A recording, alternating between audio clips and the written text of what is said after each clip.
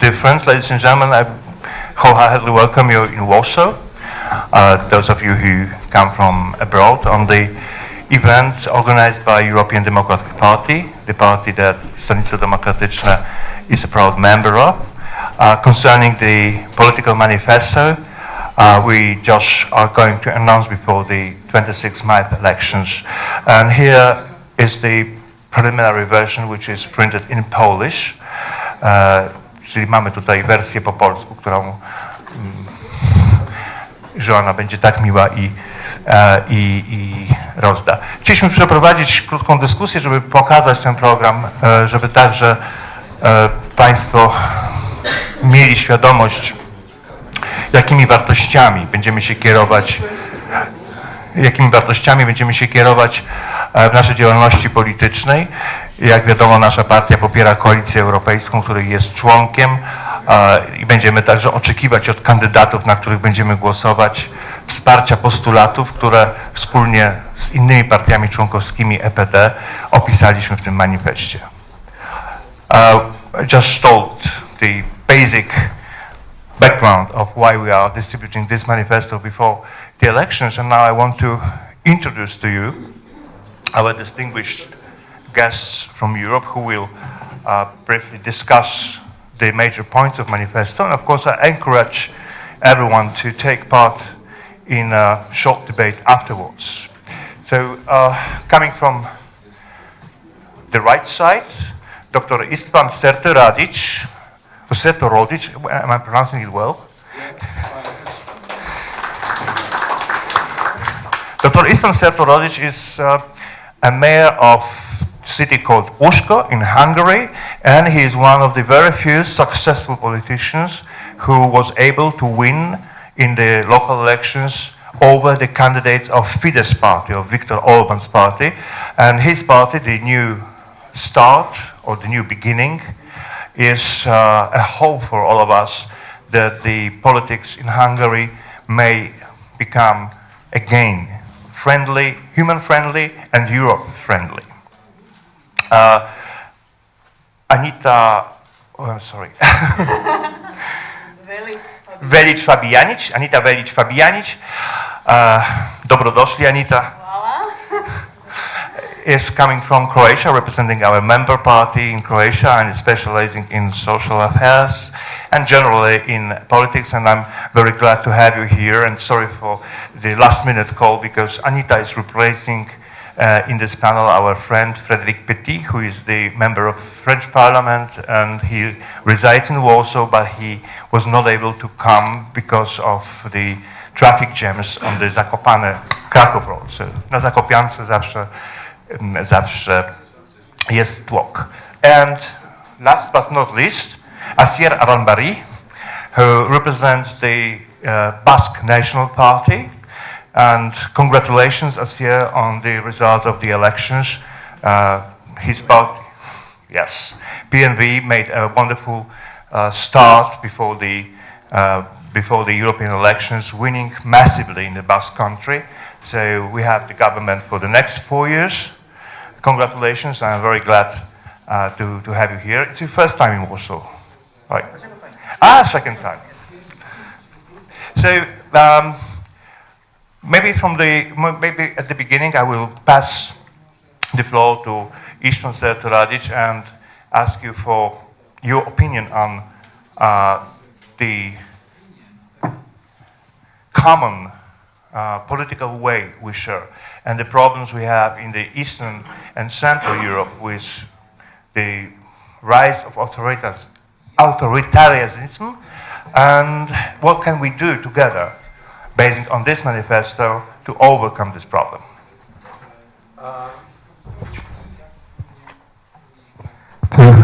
Thank you very much. May I sit, or maybe I stand up? As you like. Okay. Maybe I stand up. So, thank you very much for invitation, and I am very happy to present our manifesto, the manifesto of the European Democratic Party, which is a kind of document prepared especially for the European elections. But at the same time, this manifesto will be the political foundation of the European Democratic Party for the next 4 or 5 years. And all the member parties belonging to this European political party family would or should follow the statements written in this manifesto, stated in this manifesto. It was quite a long time to put it together, and it's 17, 18 pages, but there is a lot of work in it, and it was finally adopted a couple of weeks ago by the party council in Ljubljana, Slovenia. So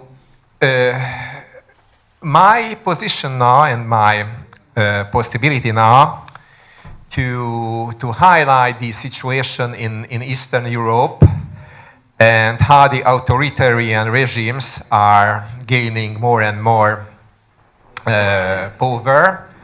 I don't want to too much talk about the situation in Poland because you know what is going on here. The bad news is that in Hungary, in my beloved country, there is a worse political situation. So we have a Prime Minister, Viktor Orban, who established since 7-8 years a real totalitarian regime. Sometimes I'm hate to say, but I have to say that as we are looking back in Hungary, who are as old, who can remember the last 5 or 10 years of the communist regime, namely the 80s. In the 80s, sometimes we had more pluralism, more democracy, and a higher level of democracy in everyday life. What was going on in Hungary? Viktor Orban and his party, using the 2/3 they could reach on an elections in 2010, they centralized the whole country. They took over more or less the whole media, the whole press, which means that the public radio stations, the public TV, and all the public media is in the hand of the government, in the hand of the ruling party, and they are openly use it for their own propaganda, excluding all the political, practically excluding all the political concurrents, opponents from the platform of this media. But at the same time, as they took over the economy, they has had money enough to buy out the private media. So the so-called private media is in the hand of the Viktor Orban's allies, who are formerly businessmen, but in reality they are close political friends of the leaders of the ruling government. So the media was taken over. The local governments was degraded, and they have not really power, no responsibility, no money. Everything is centralized. For example, as a mayor, I had to take care of the primary school, the healthcare system, and the public services like waste management or drinking water supply. And now all these areas are centralized. They are not anymore in the control of the local governments, the local city councils, the counties. All these services, public services is controlled by the central government with the help of big holdings. And of course, you can imagine that if there is a decision, a personal decision of, on the fields of human resources, the most important factor now to appoint somebody to be a director of a hospital or a leader of a public service company, the political loyalty.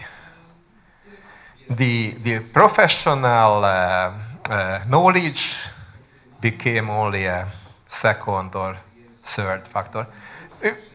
We remember the system, and that is happening in Hungary. And so, and now, slowly, they take over the judiciary system, and they, with a two-thirds majority, they change the constitution, and now practically is no way to change the regime on a democratic way, but we still believe, we still start to stand up, and we would like to rely on common European values. And how many time I have? As much. Okay. Thank you very much. Yeah. And it is not a secret. We know very well that there is one decisive issue in Europe, which is very important now regarding the main topics of the European Parliament elections. It is the problem of the migration all over in Europe. And Viktor Orban has a position, and the Fidesz, the ruling party, which means that no more immigrants should be taken by the European countries, and we have to stop it anyway. It's quite easy message. But he used this message only for propaganda issues, because there's not many immigrants here in Poland. It's the same in Hungary. So they are not heading to Hungary, so they want to go to Germany or England or Sweden or Denmark, any place, but not in Hungary. But it's a very good propaganda issue to frighten the people with immigrants, and then play the role as the defender of the Hungarian people, defender the country, and even he take a new position, Viktor Orban. He is trying to introduce himself as the defender of the Christian religion. So he is a Protestant, but it was not a problem him to have a good connection to the Catholic Church, to the Protestant churches. And what he is doing, he tried to manipulate the churches different ways, subsidies and other type of interventions, and try to use the traditional Hungarian churches for the purposes of his different kind of political plays. So that's what is going on. So it's not the best situation. And how can we get back to the manifesto? In this manifesto, we laid down the foundations how to prevent the European Union member states from this wave of populism, and we try to set up rules which can stop somehow the waves of the populism, which means that the populism in reality goes to authoritarianism. So that's the real message. So Salvini, for example, 2 days ago went to, Mr. Salvini, the Minister of Interior and Deputy Prime Minister in Italy and the leader of the Northern League, and had a good negotiation with Viktor Orban. The main topic was the refugee crisis. Viktor Orban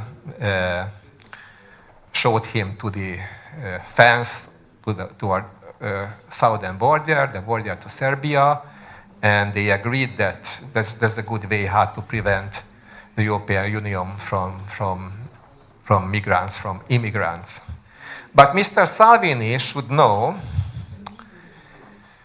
that when we are talking about strict rules against immigrants, in reality, it's what is going on in reality to build up a new type of dictatorship. And what I have not mentioned yet, but now I have to mention, that in Hungary, it's a new type of corruption. It's a state-based corruption. So Viktor Orban centralized all the financial resources and even the subsidies from the European Union. And the allocation of the subsidies is by political loyalty. For example, I'm a mayor of a small town, and if I would need if I apply in the name of my local government for a special European Union subsidy, for example, to reinvent or drinking water supply system, first I have to go informally to the local leader of the governing party, of the Fidesz. If I won't do that, I have no chance to, and my community have no chance to get this subsidy. How can we survive these local governmental leaders who are belonging to the opposition? Maybe we are lucky, because in the system there are some people who are not obeying all the directives of Viktor Orban's, and maybe the Fidesz know that some little money should be given to local governments which are led by opposition, just to show as a shop window to other member states that in Hungary there is a democracy. But in reality there is not a real democracy. So, in this manifesto we stated that those governments, those member states who are not complying with the main rules of the European Union, which was laid down by the founding fathers, like subsidiarity, like freedom of speech, like free transfer of ideas, financing and goods and people, and keeping a sound liberal democracy in member state, those governments should not receive from European Union subsidies, and even their voting rights in the European Council can be suspended. There was one amendment I made to this manifesto, and I was and the Council of the EDP agreed it with, and now is in the manifesto.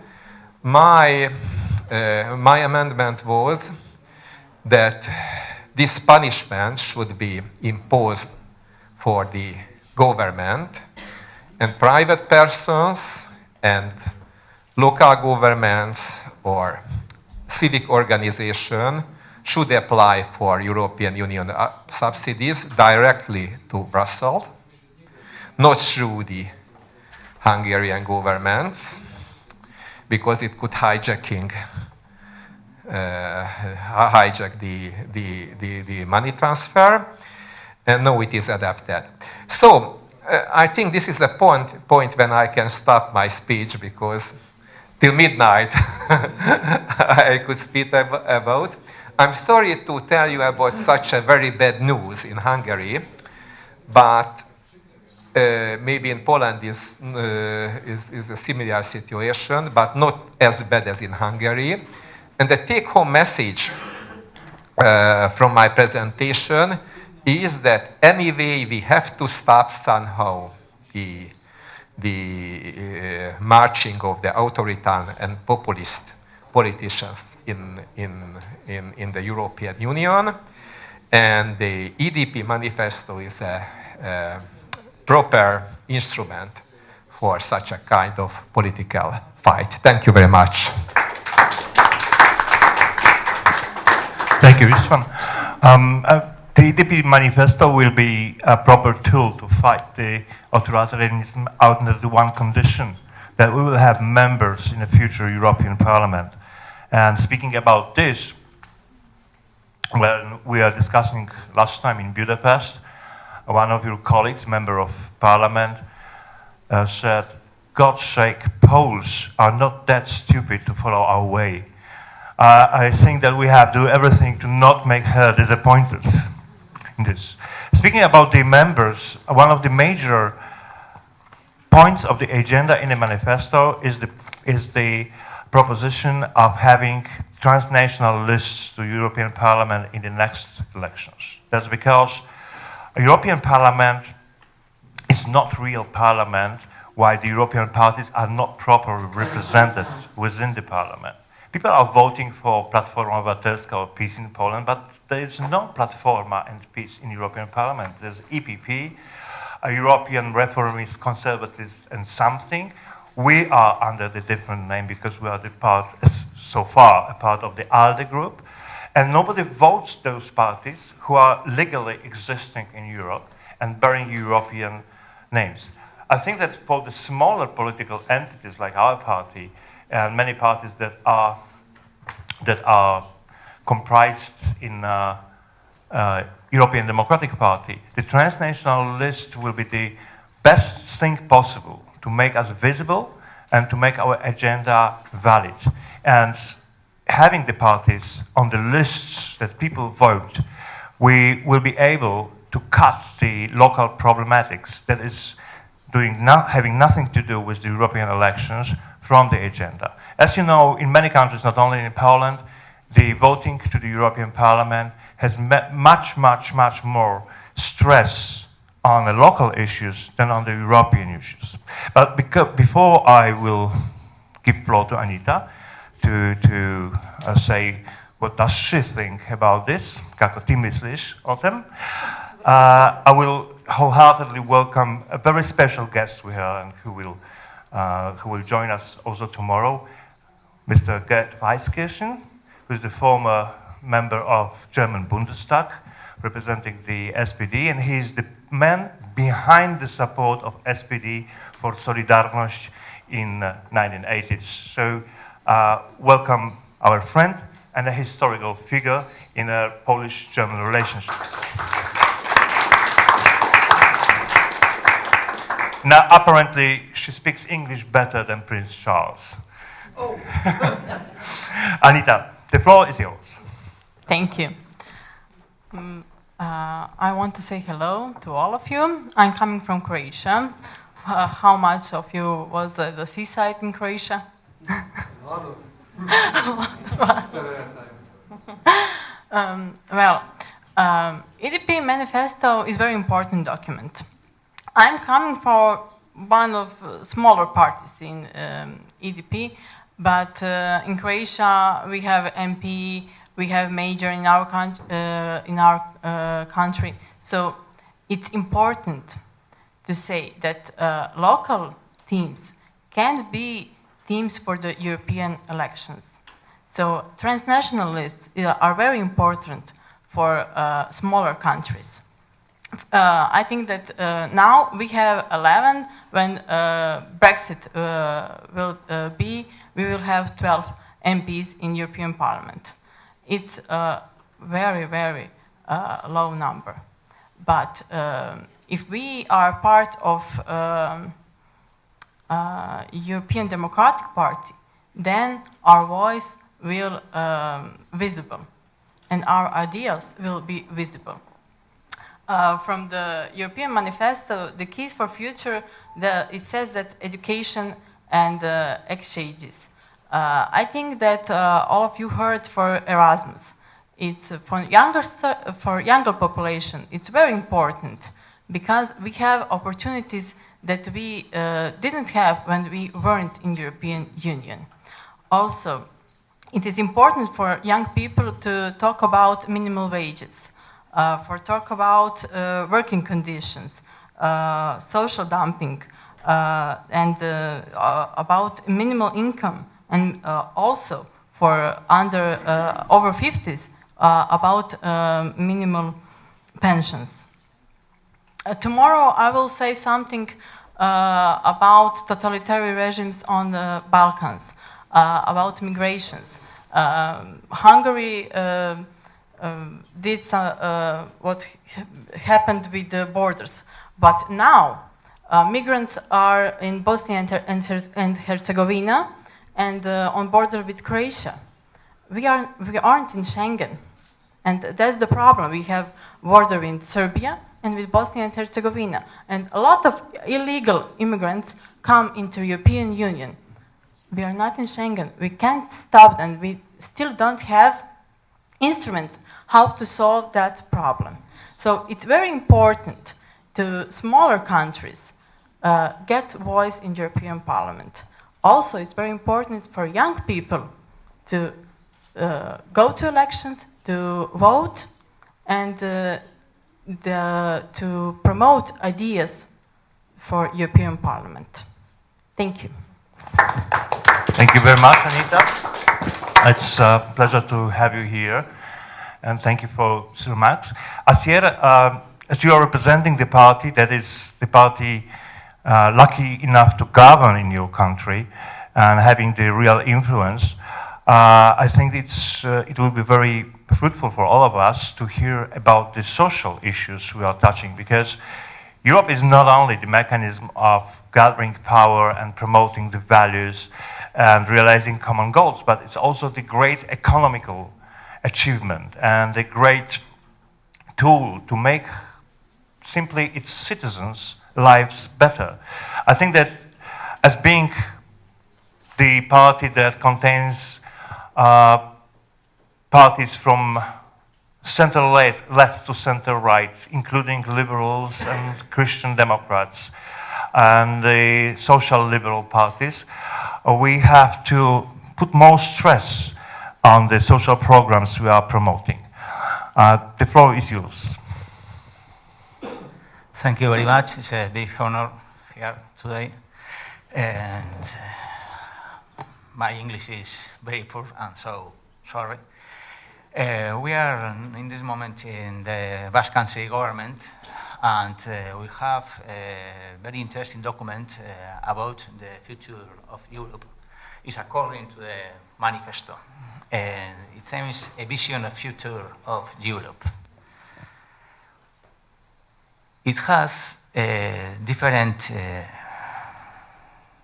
sides about our vision of Europe. Social Europe, competitive Europe, economic and monetary Europe, open solidarity Europe, sustainable Europe, political Europe, and position of Euskadi, or position about Europe. We believe Europe project is a project unique in the world, and we are in Europe after the Second War, and in 1947, our Vice-Lehendakari, the Vice President of Basque government, Landaburu, said, today the Europe of the States is being constructed because it's the easiest and fastest to build, and because one of the stimuli for organizing Europe is fair. When this fair subsides and doctrine matures, it will be possible to build a Europe of peoples. It's that Europe no one will be able to deny us our place as a federalistic and pacifist people, since Europe will have no other finality than peace. Landaburu in 1947. Now we are working a lot of things about the different questions about the social Europe, and we think it's very, very important to fight against populism, for example. And what we said, it's according to the manifesto. The European pillar of social rights cannot be limited to a mere programmatic declaration, but should provide guidance and steps that enable a true change of paradigm.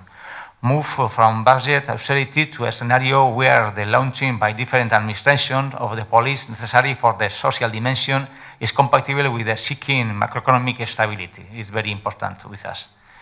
The European pillar of social rights must lead to achievement on an equitable labor market across the EU. All question very, very important is proper coordination among employment policies and economy, social and education policies is key to fostering decent work. A modern society like Europe should define itself as one of the safeguards the health and the safety of its workers. We advocate promotion of the social economy and associated work models, such as collective cooperation to counteract the negative effects of globalization, among others. And the last question about this is our position, our political position, the position of Euskadi about the federalism in Europe. The Basque government defends a federally based, constituted and democratic European Union in accordance with the will of EU citizens. We avoid maintaining that ambition and combining it with the flexibility necessary to achieve the objective of the European project in a gradual manner, adapted to the heterogeneous realities existing in the heart of the EU. Thank you very much. Thank you very much. I think this manifesto and this program that you already have in your hands is a really important tool, but the most important thing is to go and vote on Sunday 26 to promote those candidates who will give the guarantee of its realizing in a future European Parliament. We are in different positions than many other countries because we are also heading the nationwide elections in October. So many of you are also preparing your agendas and thinking about starting to the Polish Parliament. And I hope this will be also the tool that will help in preparing our common political basis.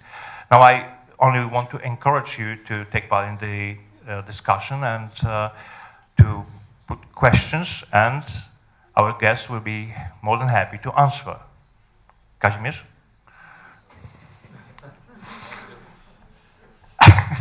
Widziałem, że się zgłaszałeś.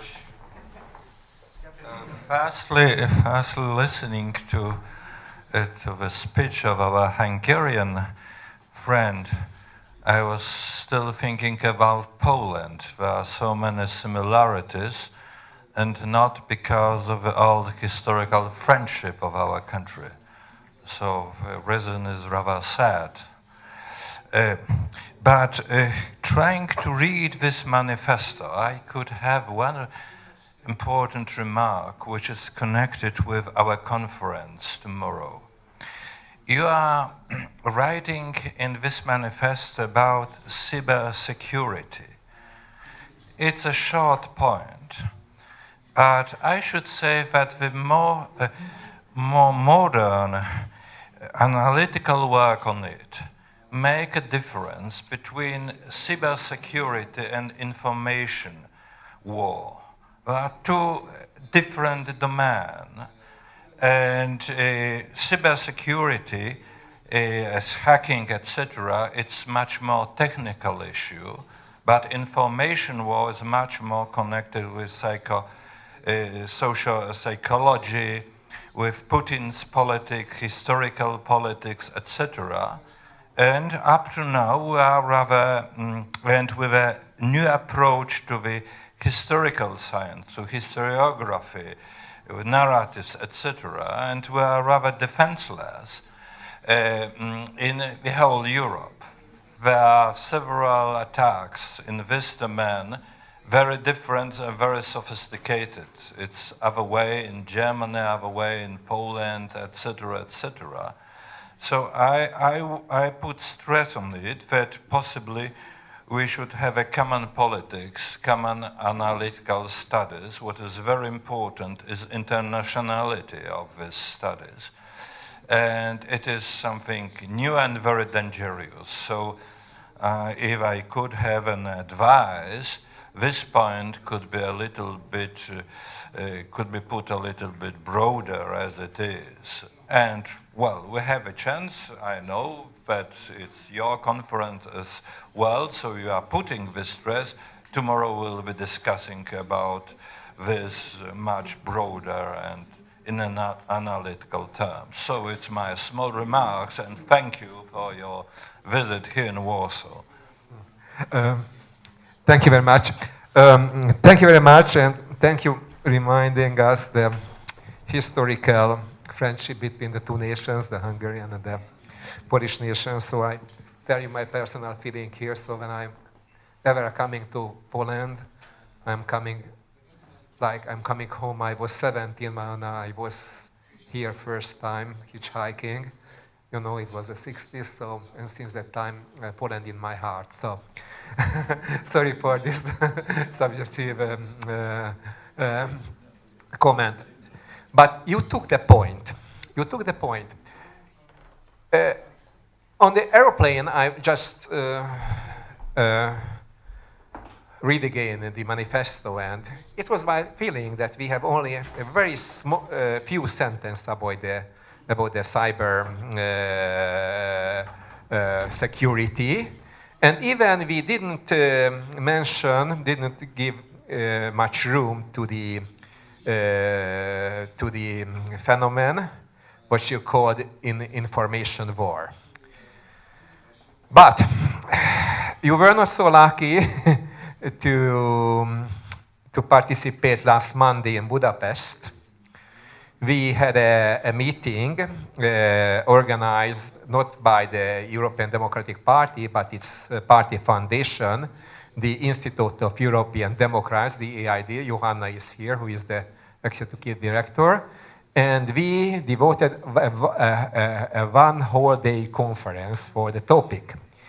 And we taught all the important issues. Even Philippe, French member of the French Parliament, who is also the member of the Parliamentary Assembly of the NATO, highlighted, for example, how this information secret war is used, for example, in the real war in eastern Ukraine, in the Donbass, where a troll army of Mr. Putin tried to manipulate the Ukrainian, even the soldiers, even those soldiers who are fighting on the front, and was this issue highlighted. And maybe I will pass the microphone to Andrzej. He had a very proof and comprehensive presentation how to prevent ourselves and our families and our children against this informational war, and how to tackle the fake news, and how to try to fighting against successfully this phenomenon of disinformation which is really financed now in Europe by Mr. Putin, the Russian president. You have the microphone. And then the two microphones. I think that that will be nothing new for Kazimierz because he's one of the most intelligent and read authors in Poland in this subject. But this is exactly we are in the moment that the situation brought the European institutions to a conclusion that there is a need for orchestrated activities against the disinformation war, because we call it war and we call it aggression. And we here, especially here in Poland, but I think this is also the case of Germany and the other countries that are closer to Eastern and Central Europe, Hungary, Balkan countries include, especially Montenegro. It's a battlefield as such. Also Albania and Kosovo are the subject of the heavy disinformation influence at the time. In all regions where there are tensions, where the societies are divided, where it's easy to swing the boat, and this is Kazimierz' invention, this notion of swinging the boat. That means that the goal of the disinformation war is not necessarily to convince us to follow this or that way, but to make the social divisions, the divisions between different groups, between left and right, between anti-Europeans and pro-Europeans, between those who are in favor of vaccination and those who are engaging themselves in the anti-vaccination movements, to make those divisions sharp and to disable the society to be able to have internal debate, to communicate, to make us like living in the glass bubbles without possibility to provide what is the basement, the basis for democratic society, the debate, the compromise, the trying to find what is common for all of us, what creates the commonwealth of the citizens in a free country, not just finding the differences. We have limited resources at this moment, but finally we are able to have the institutions within the European Parliament fighting the disinformation, EU versus disinfo. They enjoy the budget of €5 million, which is nothing at this moment, but still it's a good beginning. We have NATO institutions, which is Stratfor, with a very comprehensive reports, but we need the action forces. We need the active tools to fight disinformation, not only informing our citizens about what disinformation is and how to make fact-checking, because many of us are too lazy and have very limited time to make real fact-checking.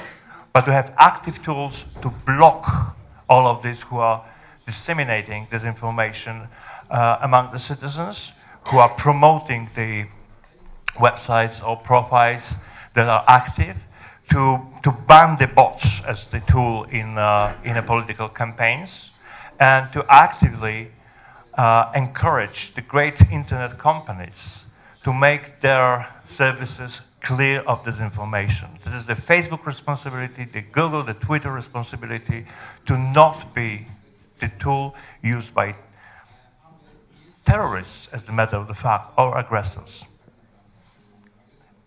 Do we have any other questions? Pan Andrzej Machowski? Yeah.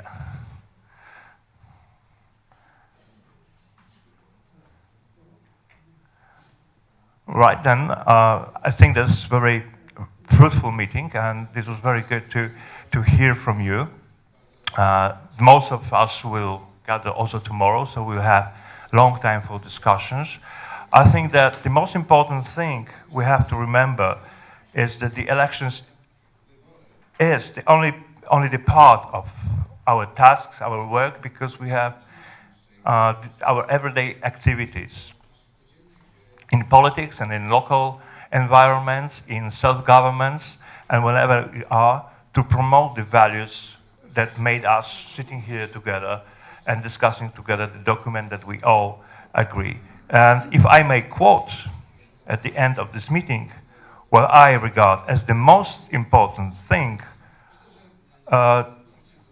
this is the beginning of the manifesto, where we state that the current crisis of Europe, that what we perceive as the possibility of break or even the failure of this great project is not the reason to sit and give up, but it's a reason to remember once again that freedom, human dignity, and our common prosperity are the final goal of the European Union, and we cannot simply lose this project. Thank you very much.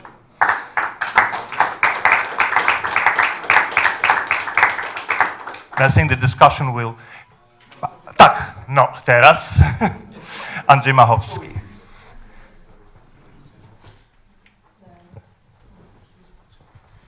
Chciałem zadać pytanie dotyczące...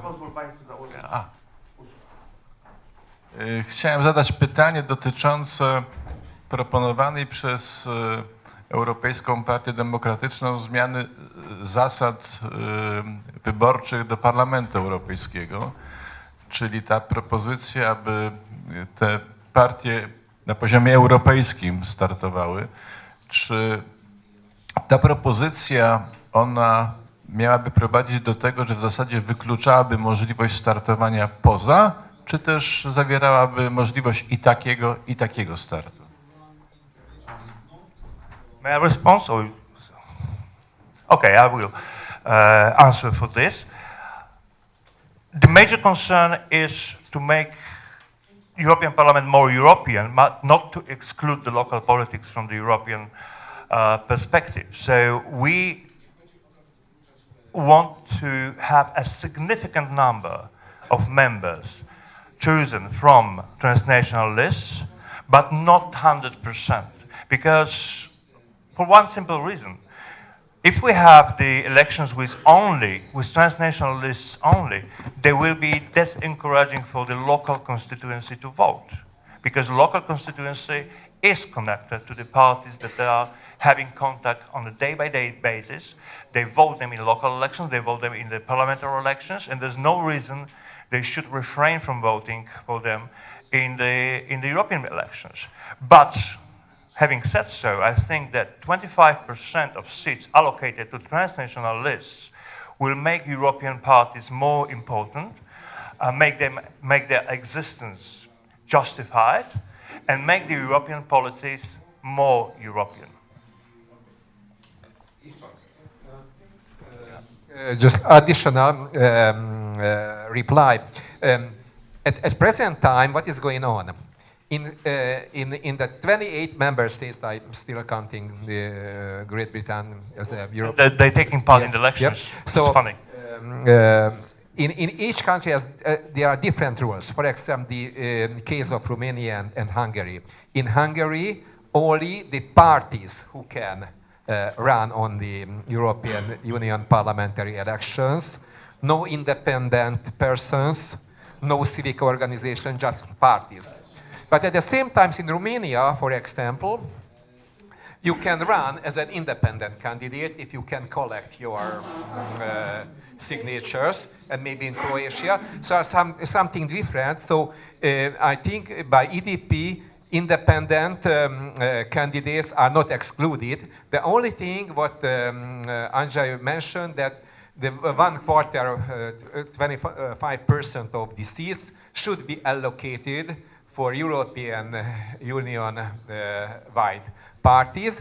Why? Because now, for example, in Hungary, that I think is the same in Poland, European Union election campaigns are only localized to domestic issues mainly, and not European issues. For example, the European social pillar, which is a very important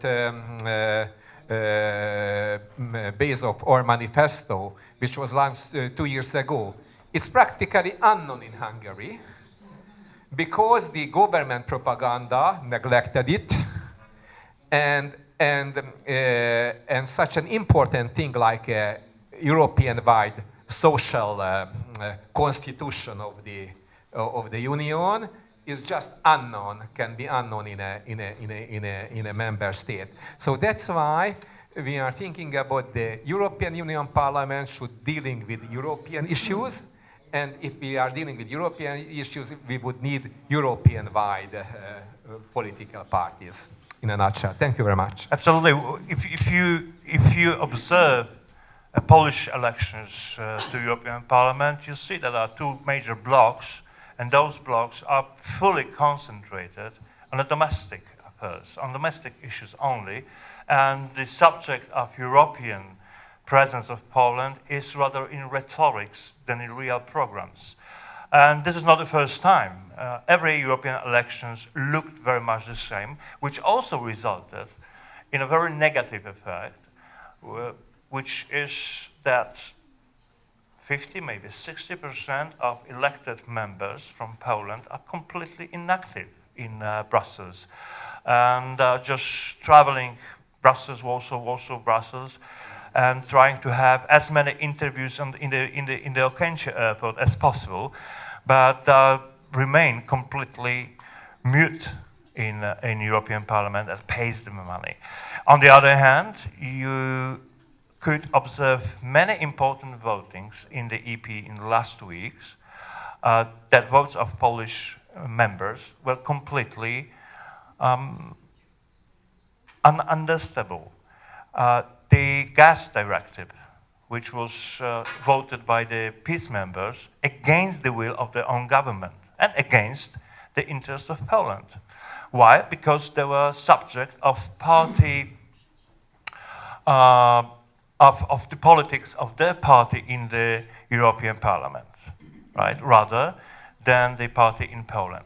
But if the party which is represented in the European Parliament, EPP, Social Democrats, ALDE, European Democratic Party, all this green red plankton that is being elected in Norway, in Denmark and Sweden every 5 years. If they will be really voted here, their responsibilities will be visible.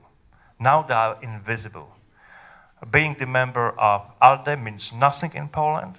Being the member of SD means nothing in Brussels. There's no connection, no real connection between those parties. Probably EDP is, because it's not the biggest party, it's not such a big bureaucratic mechanism as Social Democrats and EPP.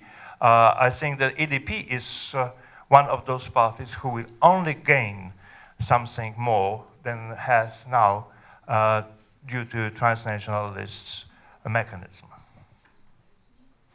Mr. Wójcicki, respectable professor.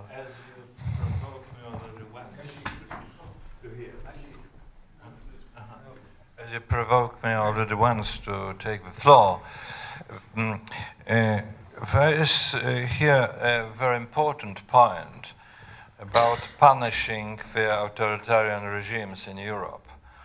It is an important point in your speech, how far Orban can finance his dictatorship with European money. It's a paradox. Partly it could be the Polish case. So, and on the other hand, the persons who are supporting such a solution could be treated as a traitor in their national countries. So I am such a traitor in that sense that I could be only for such a punishment and some regulations, nevertheless, how complicated they could be. So it's the first part. The second point is, Mr. Potocki was telling about such perfect accent of Gerd Weiskirchen, and I have never the chance to listen to his Prince Charles accent because we are speaking together only German. So I have a question to you.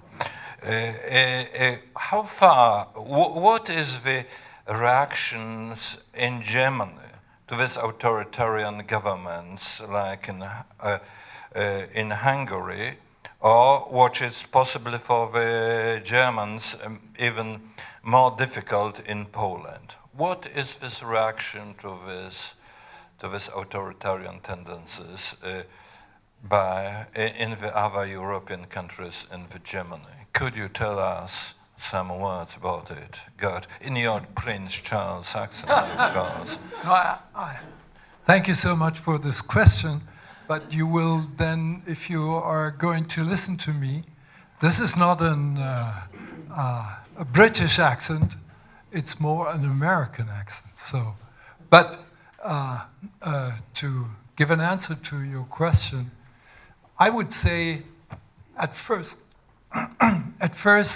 you have to keep in mind that Viktor Orban is a member of the Christian Democratic group, conservative group, and most of the members of the Hungarian delegation in the European Parliament is Fidesz oriented, and then a sister party of Christian Democrats in Germany. So this is one of the problems.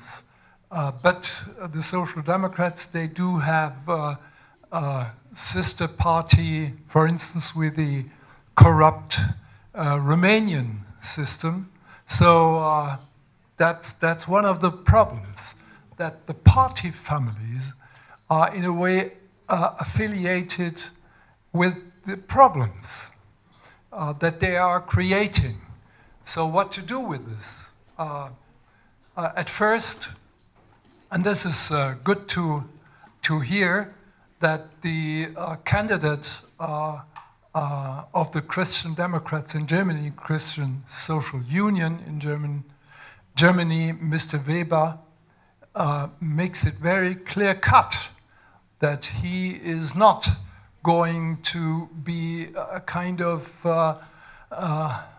someone who is a slave of Mr. Orban, but he would like to lay out a policy which is against Mr. Orban's attempt to create a kind of illiberal democracy in all over Europe.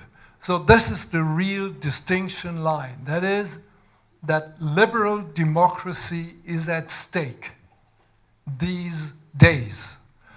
And so that means that on the other hand, we have to create to mobilize the forces for liberal democracy. And this is a crossing issue.